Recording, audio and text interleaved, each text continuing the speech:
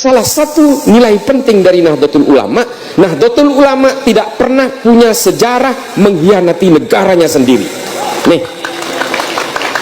kelompok Wahabi apakah pernah membuat huru-hara di negara ini? Sering.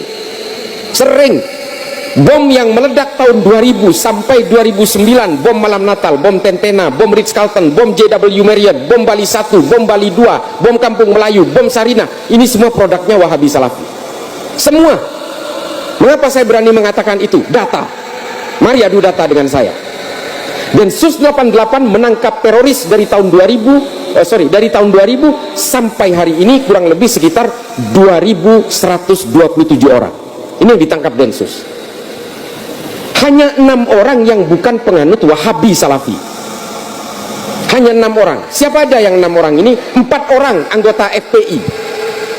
Hussein Hasni dan kawan-kawan. Dia merakit bom. Tidak terima karena Habib Rizik Syihab ditangkap, lalu dia berusaha merakit bom untuk meledakkan berbagai spot di Jakarta. Ditangkap oleh Densus. Kemudian yang nomor 5 adalah Fernando. Ini orang Katolik, meledakkan bom Sumarekon Serpong karena dia ingin memeras pemilik mall dengan Bitcoin. Kemudian yang keenam adalah penganut ajaran kiri anarko-sindikalisme, namanya Johnson Dang Siagian. Dia berusaha membakar pos polisi di Jatiwarna. Hanya 6 orang ini. Selebihnya siapa yang ditangkap? Penganut Wahabi Salafi, Pak. Dek para sepos saja. Sepor. Apa saya memfitnah mereka? Mari kita adu data. Kalau tidak percaya dengan data saya, mari antri di depan saya bawa ke terorisnya langsung, apa pahamnya mereka yang dianut. Saya pertemukan di penjara, daftar ke saya. Saya punya otoritas untuk mempertemukan orang-orang yang tidak percaya itu. Mari antri. Saya buat daftarnya untuk bertemu dengan teroris yang sedang di penjara hari ini, apa pemahamannya. Sama secara fikih. Mereka juga mengharamkan ziarah kubur, mereka mengharamkan maulidan, mengharamkan tahlil, tidak berkunut dan sebagainya. Sama persis seperti orang-orang yang tidak suka kepada orang-orang Nahdliyin. Tapi apakah karena ketidaksukaan terhadap Nahdliyin saya melawan ini? Bukan. Karena ini adalah menjadi penyebab dari berbagai gerakan-gerakan radikal di seluruh dunia.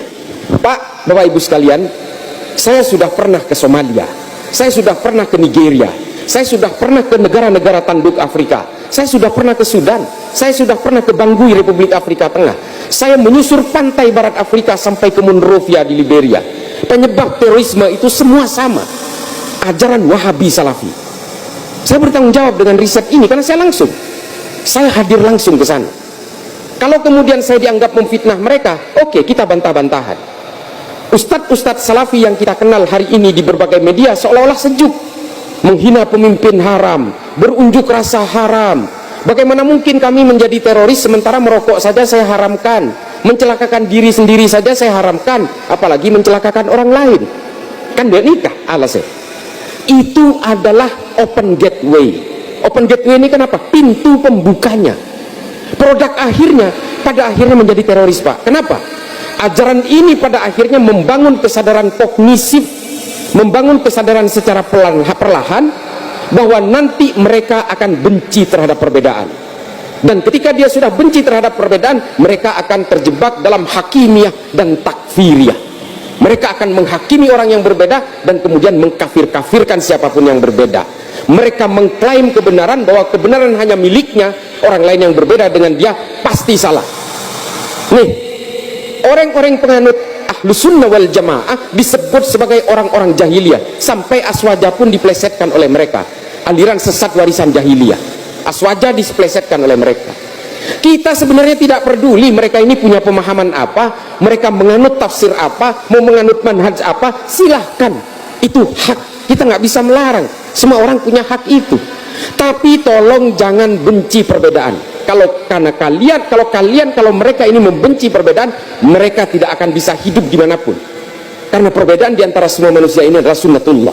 Saya katakan manhaj salaf itu satu-satunya manhaj yang benar, yang terbaik dan terbenar sebagai barometer kebenaran. Jadi manhaj salaf manhaj yang paling benar dalam segala